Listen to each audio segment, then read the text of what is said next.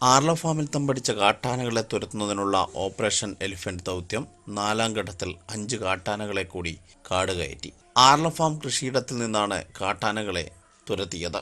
ബുധനാഴ്ച block 12-ലെ helipad മേഖലയിൽ കണ്ടെത്തിയ കാട്ടാനകളെ 5 മണിക്കൂർ കൊണ്ട് 5 കിലോമീറ്ററോളം ഓടിച്ച് കോട്ടപ്പാറ വഴി ആർളം വന്യജീവി സങ്കേതത്തിലേക്ക് കയറ്റിവിടുകയായിരുന്നു.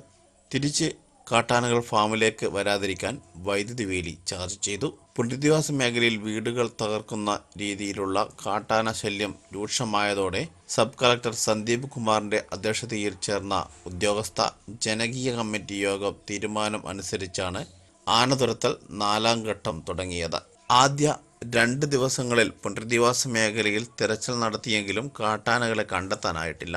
Kottiyoor ranger Sudheer Naroth, Aralam farm administrative officer doctor KP Nitheesh Kumar, വനം ദ്രുത പ്രതികരണ സേന ഡെപ്യൂട്ടി റേഞ്ചർ M ഷൈനികുമാർ എന്നിവരുടെ നേതൃത്വത്തിൽ കൊട്ടിയൂർ വളയഞ്ചാൽ വനം ഉദ്യോഗസ്ഥർ ഉൾപ്പെടെ 50 അംഗ സംഘമാണ് വിവിധ ടീമുകളായി ആനതുരത്തൽ യജ്ഞത്തിൽ പങ്കെടുത്തത്.